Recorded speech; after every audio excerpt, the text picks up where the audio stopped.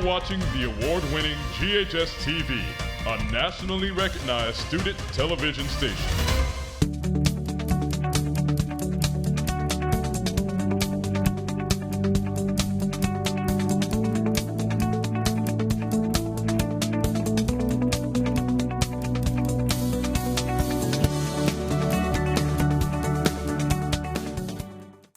Thank you for watching Medical Talk. I'm your host, Betty Lamar. Today I'm having a conversation about women and heart disease with my studio guest, Miss Laquita Spann.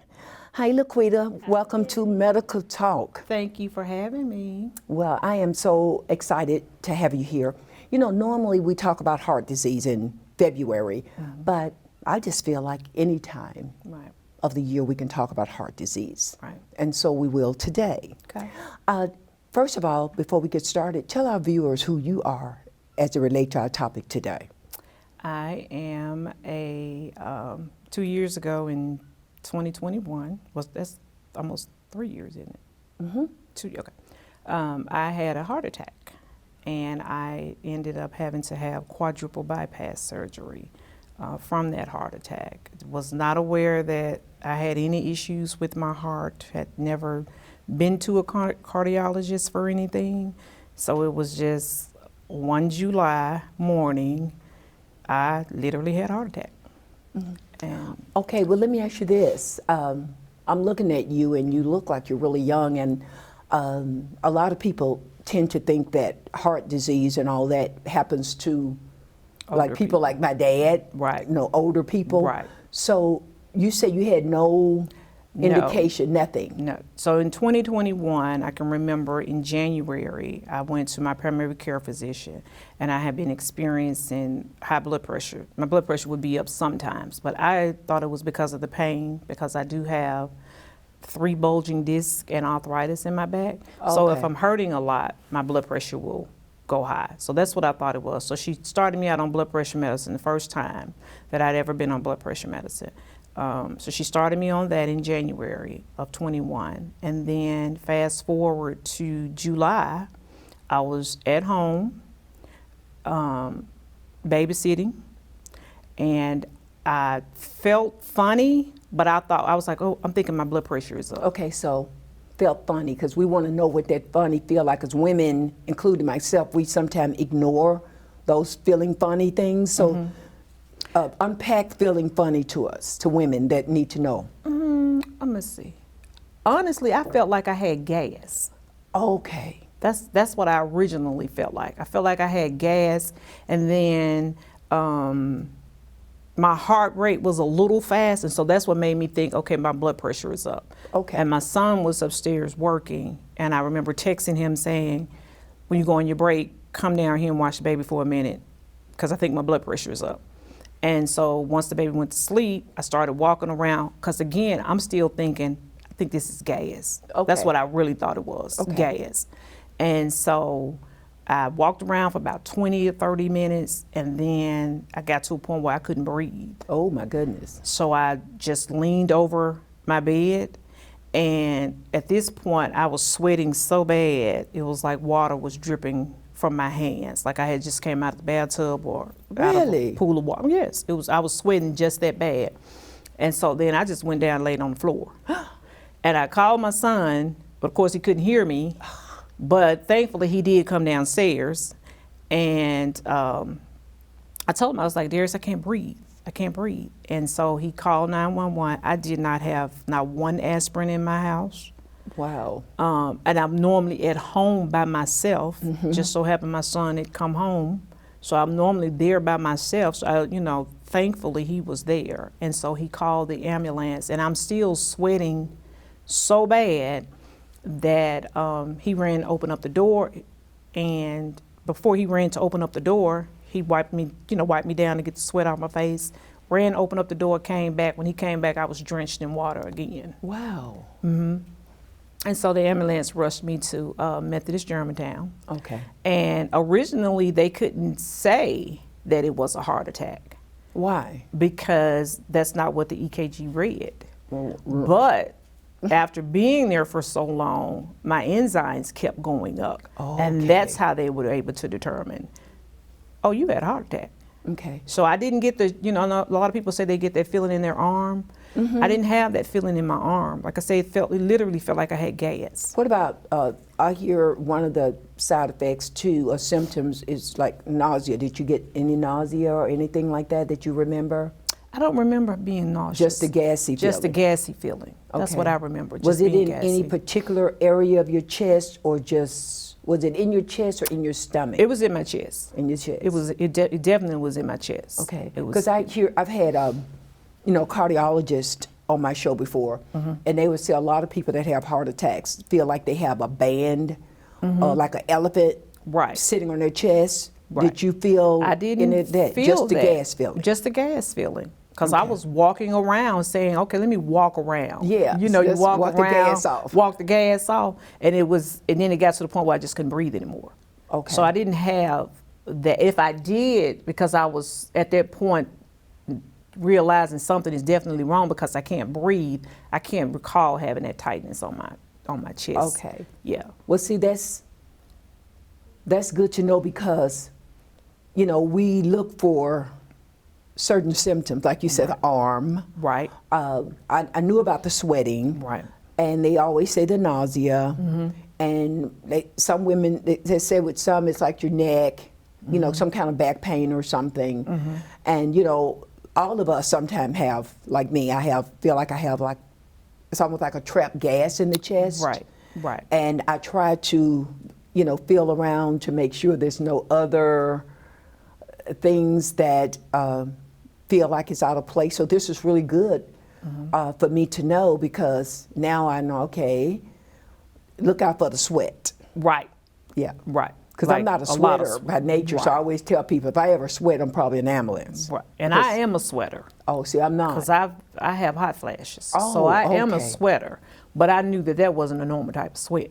Where Okay. I'm like dripping in water. Oh, Right. what they call it, drenched. Drenched. Like I feel like I had just came out the bathtub or a pool.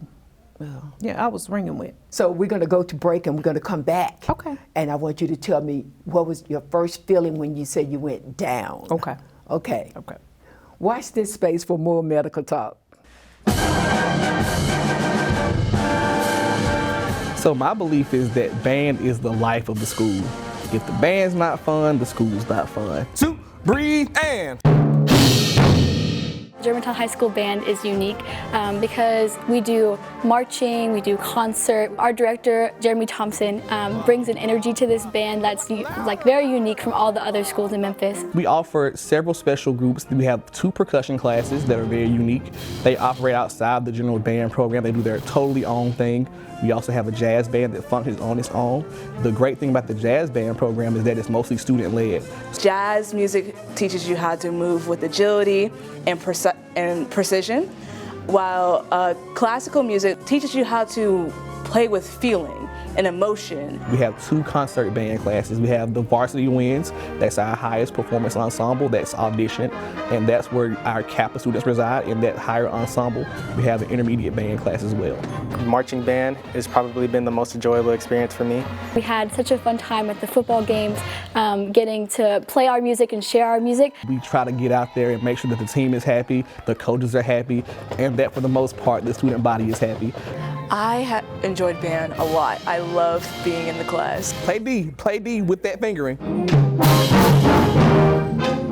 It's very energetic, it's very intense, and I feel like that fits our atmosphere and our community in the band. One major thing we push in band is just being a better person, being able to see something through to the end, cooperation, problem solving, all those lifelong skills you need as a young adult and into your future adulthood. If you're ever hesitant about learning an instrument or think it's really hard to do, yes, it is, but don't be as scared. In this program, you will learn how to play that instrument and you will learn how to develop into a better person. And I think that the band program will be great for you to join. For more information about the Kappa program, visit ghskappa.com or call 755-7775.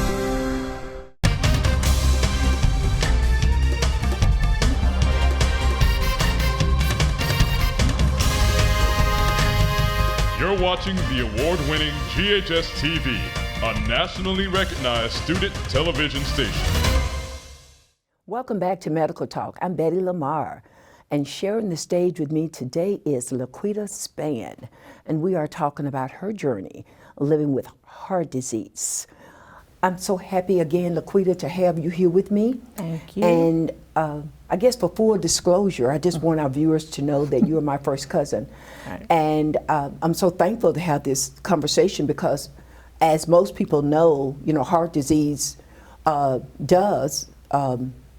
Sometimes we use the word run in families, or it's sort of a DNA thing. Right. Because my father had a quadruple bypass, which is your uncle. Right. And his sister, Right. which is your mom's twin sister, had Triple bypass. triple bypass. And My then- brother Sherman is 29. Right. He was 29 when he got a pacemaker. Right. And I think my mother passed away due to heart disease or heart failure, rather.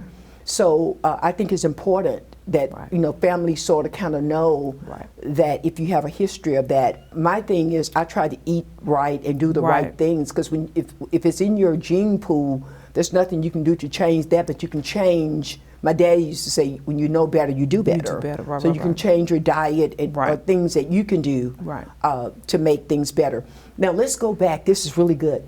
I guess it wasn't good for you though, but let's go back to when you said you couldn't breathe, Right. and you end up going to the floor. Right. Let's unpack that and tell us exactly, take us there. So I can't breathe, and I'm like, what is really going on? Because now I'm knowing this is not gas right here to the point where I can't breathe. Oh. And in all honesty, my first thought was, I got to make sure this baby's okay, even though he was asleep living his best life. But in my mind, I'm worried about my little babies, which is my nephew. So that was my first thought. Okay. And I just went to praying. It's Okay. not that I went to a like fear Yeah. or I was scared or anything like that. I was just like, I'm just praying and figure out what's wrong with me, because Yeah. I've never had this feeling before in my life. Okay. And so that's what my mindset was, just to pray and make sure that baby was okay. Yeah. That's what my mindset was. But I wasn't, I was never afraid, Okay. if that makes sense. I wasn't really afraid. Yeah. And then to piggyback on what you said about the family, my mom, she had a heart attack, but she only had to go with a stent.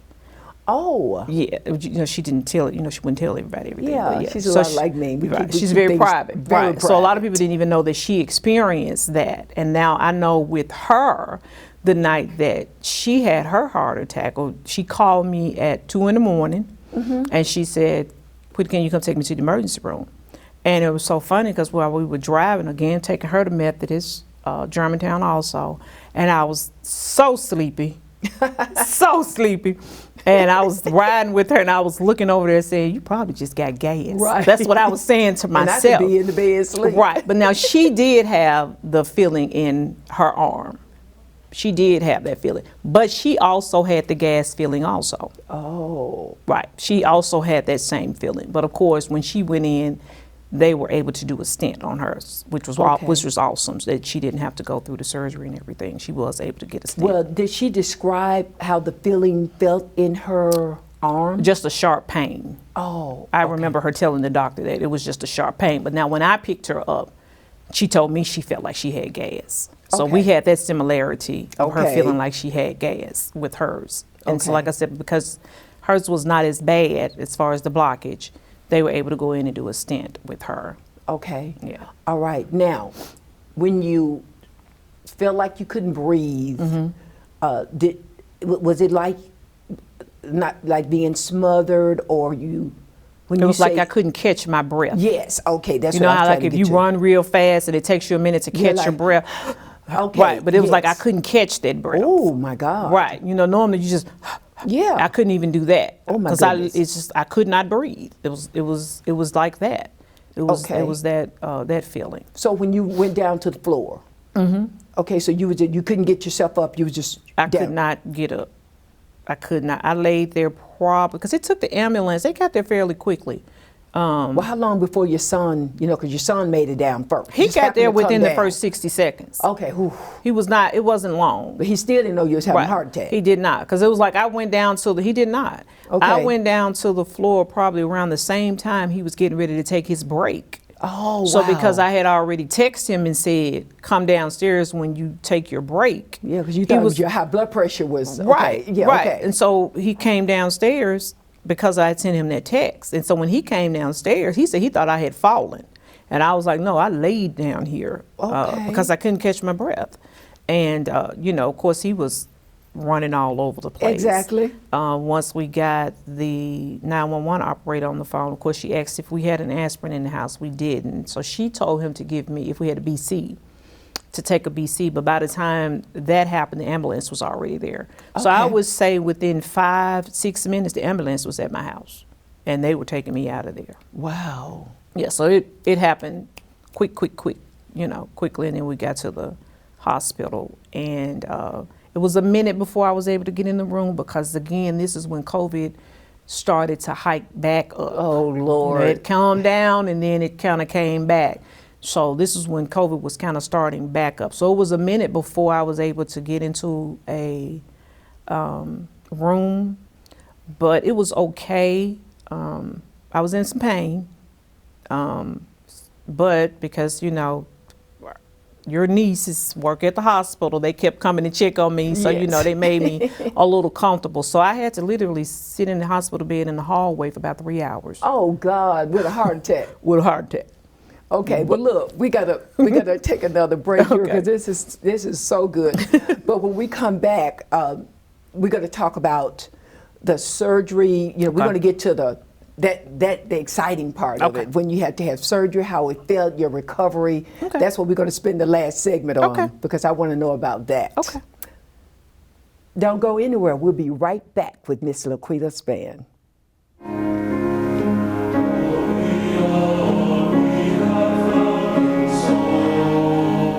So choir is an excellent opportunity for you to engage in the music making process and to create relationships and bonds with your fellow classmates. I want it that way. I want it that way. What I like most about choir is I get to build relationships with other students, and a lot of the friends I have, I wouldn't have if it wasn't for joining choir. Come out of your shells for this. You'll have to be one solid unit. It's fun, it's real enjoyable. It's not so tense or anything. We're all there to enjoy what we love to do, which is sing. You get what you want, but not what you need. We have 4 vocal ensembles at Germantown High School. One of those is the a cappella group called the Aca Devils. Another is Cantabile, which is a beginner level mixed ensemble. We have an intermediate mixed ensemble called Chorale.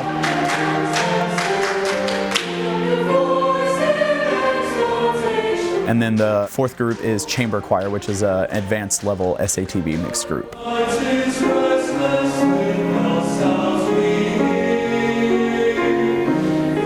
If you haven't thought about joining choir yet, I think you should because it's a good experience. Come have fun. Don't be scared. Don't be nervous. Do something that challenges you and encourages you to explore something outside of what might be your comfort zone. And I think you might be surprised at how much you might enjoy it. For more information about the Kappa program, visit ghskappa.com or call 755-7775.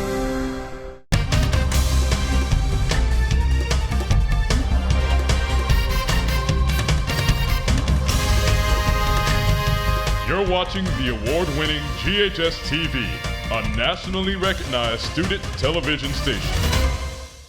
Welcome back. Thanks so much for joining us today as we discuss women and heart disease. Now, Quita, we're at the hospital now. Okay, we've been in the hallway for 3 hours. Right. Now, we're going to fast forward because I want to know about what heart surgery is really like. Okay. My daddy never really talked about it too much, so I wanted Right. to talk about it. So now, how long was it after you got from the emergency room that you knew you had to have surgery. Yeah, the bypass surgery. The You said it was very quadruple, next, right? It was quadruple, Ooh, right. okay. The very next day. So once they came in, once Dr. Stewart, which was the cardiologist that was assigned to me, he's awesome. Once Dr. Stewart came in, asked me a couple of questions, so they wanted to go in and do the scope to see how much blockage I had. Okay. Because again, he was able to confirm you did have a heart attack based on the fact that your enzymes were growing. And so the next morning they went in to check the blockage. They wanted to go in through the growing leg area, but they couldn't, so they had to go in through my arm. Okay. Which was a little difficult for me because you land on a hard table, and because I already have back issues, I had to lay on my back for an extended length of time. So they were able to discover from that I had four blockages. Oh my God. So we're going to do surgery on you. So Okay. that at that point, it was that Thursday. They did the surgery that Monday. And it was, I don't remember anything. Yeah. I woke up and I was fine. I wasn't in any pain once I woke up. It's irritating to have something down your throat, of course. That was the only thing that was discomforting for me. And the bed was not comfortable for me. So I immediately got up, which is what they want you to do anyway. Yes. And I had them to sit me in a chair. And later on that day, I got up and I walked a little bit in the hall. So my recovery was fairly easy for me, considering what I had been through in the past, because I was in the hospital in 2014 for pneumonia. Okay. That was hard compared to this. It was not difficult for me at all. Like I said, the bed was not comfortable. I don't remember anything about the surgery. I did not wake up in any pain.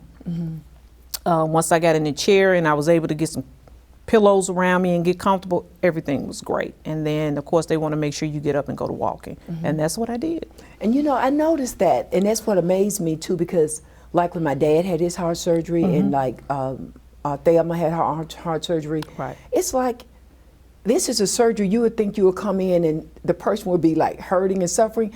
And it's like nobody, it's like they're not in pain. I said, well, maybe they do that, medicate them somehow, because the last thing they would want you to do is have pain when you've already had. They probably didn't want to put that kind of pressure on your heart, I wasn't given a lot of pain meds. I wasn't given a lot of pain meds. You know, of course, they'll ask you, you know, how do you feel? Really? What's your pain level? And thankfully, I was not in any pain. But I wonder what keep the heart, people with heart surgery from having pain. Maybe because it's the heart. Well, I mean, you shouldn't be in any pain because you no longer have blockage. Oh, okay. So you're breathing better. So you should not be in any pain. And remember that our uncle, the youngest brother, 4 years ago had a heart transplant. Oh, I forgot about You forgot Curtis. about Curtis, Yes. right? And so, oh my God, we remember surrounded when? by it. Right, we was, and that's one of the things that when Dr. Stewart came into the to my room, and he was like, "Had you been having problems breathing? Were you getting shortness of breath when you were walking?" And I explained to him, "No, this is the first year I've been on high blood pressure medicine."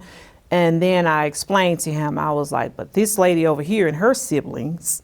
And so I went ahead and explained it, how it starts with our grandmother, because that's how she had heart disease. And then how it started, you know, with your dad and with mom and with Betty and then with Curtis. And so then he was like, and Sherman. And I forgot to tell him about Sherman. So then once that happened, then he was like, "Oh, it runs in the family." And also I want to let you know that another one of the cardiologists came in after I had the surgery to check on me, and he asked if I had ever had COVID. And I said I did. And he said with all the things that's going on with COVID, that he himself could not rule out that COVID didn't contribute to me having issues with my heart. I've heard it happening. Yeah.